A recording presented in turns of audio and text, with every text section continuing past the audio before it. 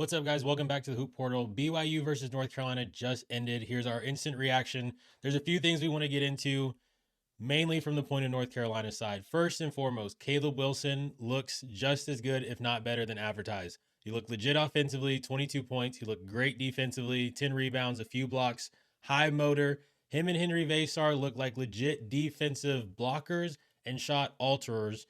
The guards didn't look great defensively. It was appalling how easily some of the BYU guards were able to break down that first line of defense, which puts the bigs in a really tough situation. The guards were in foul trouble. They've got to be able to learn how to defend without fouling.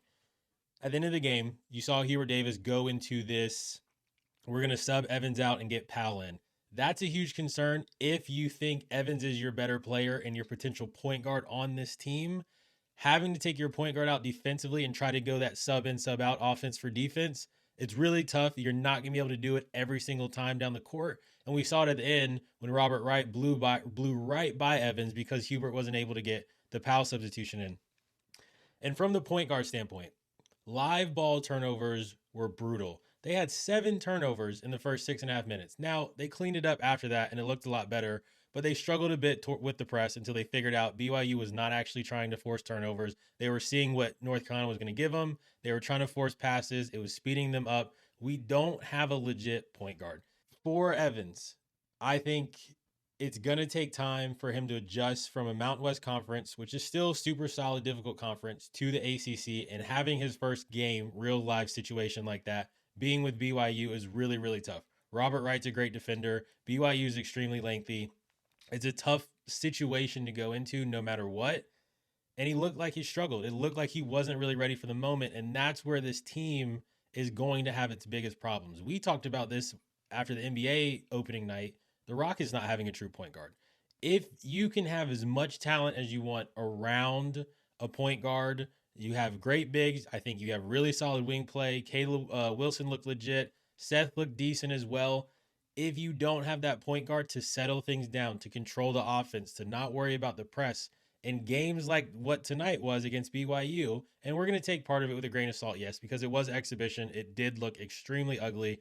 Neither team shot great. Still put up 70 plus points, which is really good given the shooting percentage that they were at and the amount of free throws they missed and the amount of live ball turnovers that North Carolina had tonight. There's hope, but at the end of the day, I think you're going to understand that in tight games, if there's not a legit point guard, it's going to be really difficult for this team to have success. The other thing, too, the coaching staff, UNC versus BYU. BYU on their ATOs, or their after timeouts, are getting open threes. They're getting layups. They're getting fouled. They're getting to the rim, or they're getting a layup, a foul, and getting to the free throw line. North Carolina's ATOs, most of them ended up in turnovers. Let's see the stats. We wrote a few of them. The only time they scored off of their ATOs, direct ATOs, was the one towards the end of the game in the final 5 minutes. They did get a layup off the pick and roll. But the next ATO that they ran with the 5 seconds left, we've seen, if you've watched Carolina play, you've seen them run that exact set in motion 1,000 times over the last 5 years, or 4 years under Hubert Davis going into year 5 now. BYU is going to be prepared for that.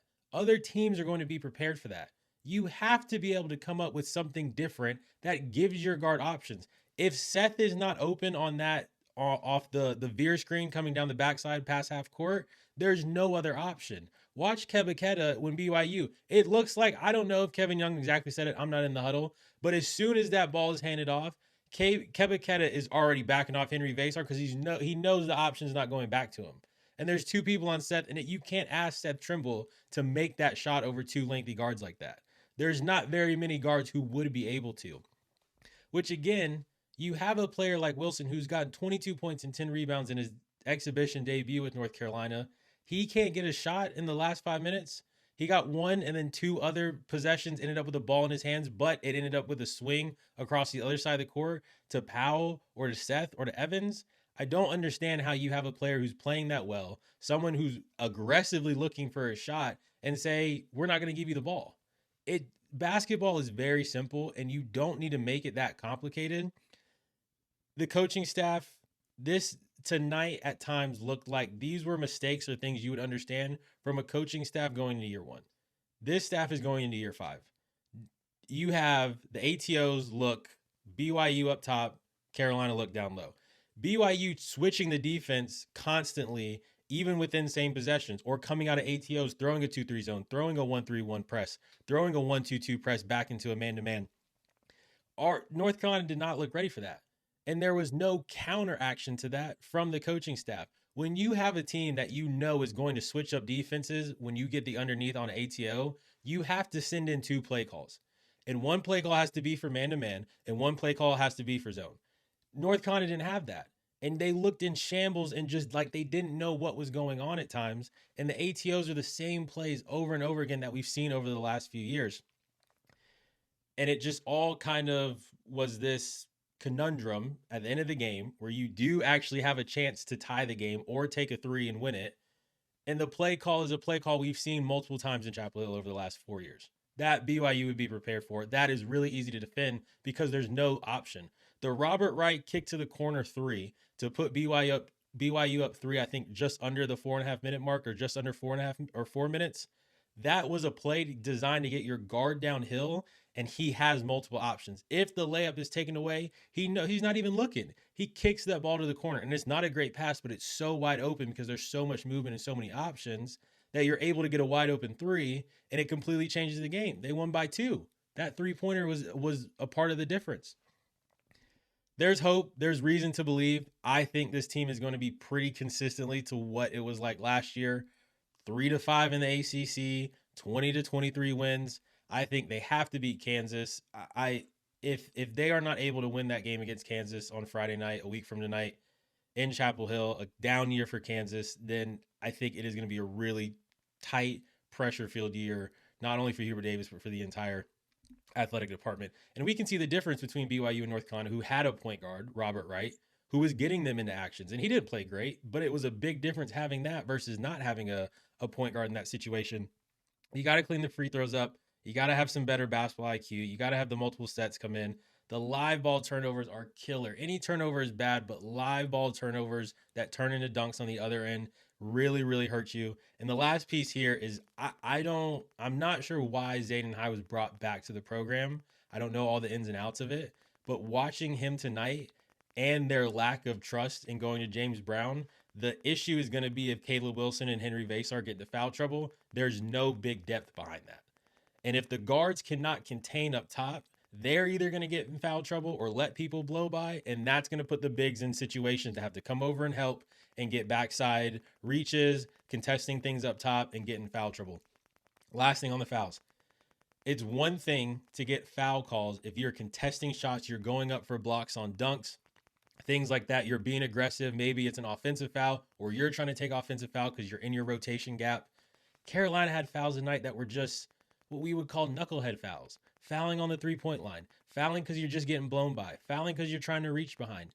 There's North Carolina at times defensively, schematically, was just a half a second late and out of position, whether they weren't able to contend athletically in some situations or they were just half a second late on their rotation for the defensive scheme. Those are things you can fix. You can fix that. You can try to cut down on the turnovers. You can work better on these ATOs and after timeout plays. You're not going to get a point guard at this point in the season. And that's going to be a problem that's not going to be settled. The coaching staff stuff with the ATOs, you can fix it, but we're going into year 5 and we've seen the same thing. I don't really have faith to believe that that's going to change either. There's things there, and that's almost the frustration where it's like you can see there's a team there, but the pieces that are missing are the biggest pieces you need. You need a point guard and you need big depth. And if you can't push the ball up and down the court and stay in transition and be that type of team that just plays fast and get up threes, you're going to struggle in the half court without a point guard. They've got a lot of things to work on. November 3rd, they were taking on Central Arkansas in Chapel Hill. It's the first official opener. And then Friday night, Kansas in Chapel Hill. That I think is really going to set the tone for the rest of the season. Remember, guys, like the video, hit subscribe, enter your name in the portal. Stick with us all season long. It's not just North Carolina. We'll have a whole bunch of different stuff, a lot of previews, game watch-alongs, NBA coverage, get involved in the transfer portal. Thank you, guys. We're really close to 2,000. All your subscriptions mean a lot to us. We'll see you guys on the next one. Thanks.